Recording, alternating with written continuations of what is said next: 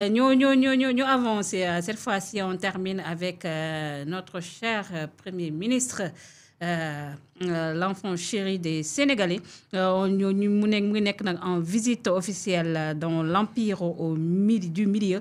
Sonko ouvre tous les boulevards aux investisseurs chinois. Nous vous attendons donc impatiemment au Sénégal. Vous y serez à l'aise.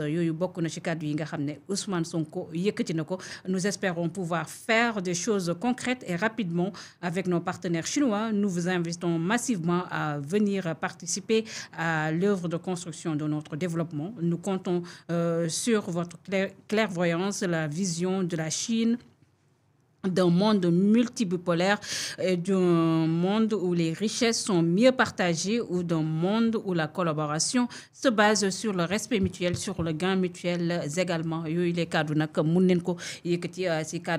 qui dit le Premier ministre Ousmane Sonko. Il faut rappeler la Chine et le Sénégal de entretenir d'excellents rapports depuis 1966, mais avec l'avènement au pouvoir du président Bassirou Diomaye Faye, Ousmane Sonko a quand même sa visite aussi le président Bassirou Diomaye Faye ainsi que son premier ministre finalement Moustapha mun nañ ne ñu ngi dem ci ay partenariat yu am solo entre la Chine et le Sénégal. waaw dafa nekk partenaire boo xam ne mën na leen a dimbali. pour ñu transformer bu baax a baax xar kanamu dëkk bi parce que dëkk ay infrastructure ñoo ko yor. te ñoom bokk na ci ñi nga xam ne yàlla may leen xarale gi. yaa ngi dégg fan yii passé ñu wax New Deal technologique boo xamante ne lancé woon nañ ko te Chine mënoo wax ci àdduna bi technologie ba pare di fàtte Chine. mënoo wax infrastructure ci àdduna ba pare nga fàtte Chine. donc c' était évident président Bassirou Diomaye Faye dem fa. ensuite le premier ministre dem fa tamit. dañ ciy bokk li am solo tamit mooy directeur APIX bi nga xam ne yóbbaale na ko. ñëpp xam nañ ne Ila Touba bi chinois yi la. ñoom ñoo ko réalisé.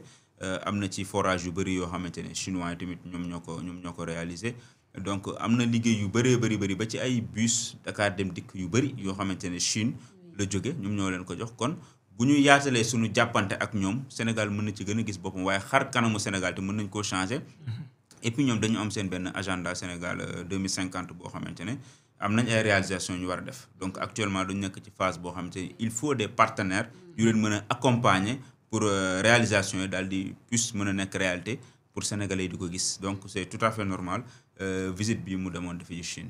tout à fait normal visite bi nga xam ne le premier ministre Ousmane Sonko def na ko en Chine mu nekk benn visite officielle boo xam ne mun nañ def na ko si beneen continent boo xam ne du nekk le continent africain loolu ñu am si ban jàngat surtout par rapport ak nos relations yi nga xam ne ñu ngi koy jéem a diversifier avec d' autres nations cette fois-ci mu mel ni comme la Chine kii di le premier ministre Ousmane Sonko et le président Bassirou Diomaye Faye bëgg neen ñu doon vraiment benn partenaire bu privilégié.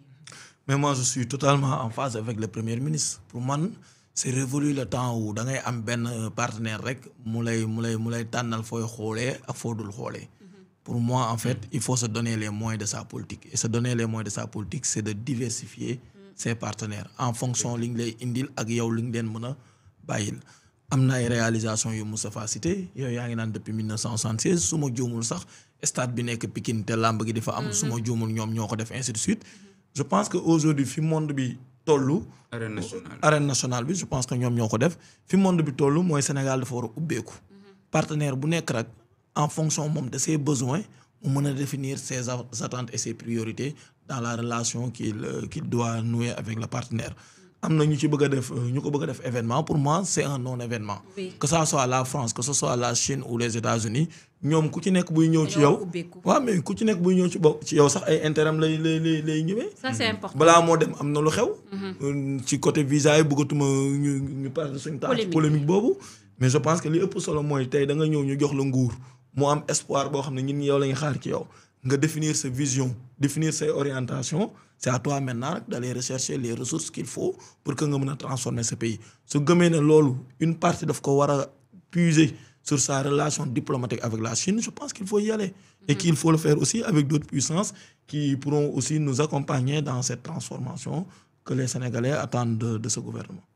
Il faut rappeler, Moustapha, aussi que le premier ministre Ousmane Sonko mu ngi participer li nga xam ne moo nekk Forum mondial bu Davos bu nga xam ne fu mu toll nii mu ngi amee foofule si Chine du 24 au 26 juin dina fa nag exposer li nga xam ne moo nekk vision Sénégal 2050 ñu wax li nga xam ne moo nekk promotion de la vision Sénégal 2050 intégration économique en Afrique rencontre diplomatique échange avec les entreprises bu ñu gisee aussi délégation bi nga xam ne moo accompagner le premier ministre Ousmane Sonko da ngay mel ni comme ñoom dañuy dem si ay partenariats pour ne pas dire l'économie du pays moo leen ñor par rapport ak cette visite.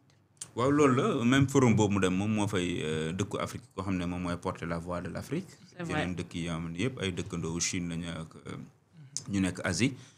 Donc loolu occasion lay doon opportunité lay doon tamit mu mën a jaay Sénégal yaa ngi gis ni mu koy waxee sànq si investisseurs yi ñëw leen yéen ñëpp ñu ànd liggéey ñëw leen ñu joxante loxo comme ni ko Abdoulaye waxee léegi ku nekk sa intérêt ngay xool même Chine bii ñëw fi bu tabaxee fi du tabax parce que Sénégal daf koo neex tabaxul parce que Macky Sall xaritam la wala Abdoulaye Wade sama xarit la déedéet. Ce sont pas des enfants de cœur. non lu ñu def rek am na lu tax ñu def ko. léegi na yow nag yaay xool fan la sa intérêt nekk nga def ko. et puis ñu ubbeeku bu su beneen yoon ñu gis président bi daal dem Turquie beneen yoon mu dem beneen dëkk. certes ñi nga xamante ne ñëpp bu varié li nga xam ne mooy ay partenaire am après daf koy gën a dimbali mu gën a am offre bu gën a yaatu. boo xamante ne après day xool fan la njëriñam gën a nekk. et là Abdoulaye Wade avait déjà commencé. moom moo fi indi sax li nga xam ne moo nekk naar yeeg. moo tax ma doon wax orientation. ku nekk da ngay am say orientation moom bi mu ñëwee à un moment donné gis na ne li fi nekkoon rek doy ko mu am ouverture avec les Émiratis. On parle de la Chine xëy na rek ñun lu PM di def au président la mais man récemment par exemple je suis les informations. Je vois aussi au niveau du ministère de l'Agriculture am na relation bu forte bu ñu am avec la Turquie. Donc je pense que tey même les ministères ku ci nekk en fonction de tes priorités ainsi de suite war nga mën a redéfinir ton réseau de partenariat d'autant plus que gouvernement bees buy soog a ñëw la. Il faut mu ubbeeku mën a être plus attractif pour que les autres aussi puissent se rendre compte de leur vision et de les accompagner en ce sens. C'est important.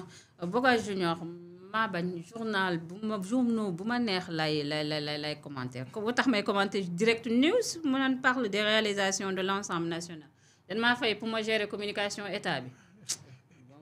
loolu la point la. yow bàyyi ko rek dañ ma fay pour ma gérer communication état bi mu defal leen communication journaux bu ma neex lay commenter boobu neexuma. ziar naa la bu baax Boga Junior Moustapha je pense que fu mu toll nii on peut vraiment introduire notre invité wax un tout petit peu si parti bi nga xam ne aussi moo ko si la bokk mu nekk parti bu le professeur Mary Teuw Niane ak même sa relation bi nga xam ne am nañ ko ak PASTEF parce que il faut rappeler que ñoom dañoo bokk si ñi nga xam ne ñoo nekkoon seen allié si élection présidentielle yi ñu weesu Mary Teuw Niane mu nekk directeur de cabinet bu kii di le président Bassirou Diomaye Faye mu nekk benn poste stratégique boo xam ne mu ngi koy occupé mais depuis nag ba mu nekkee si pouvoir bi jusatoon Mary Teuw mu def li nga xam ne moo nekk ay activités partielles dañuy sama consacré aussi liggéey bi le pourquoi tu introduis l'invité. Ok Abdoulaye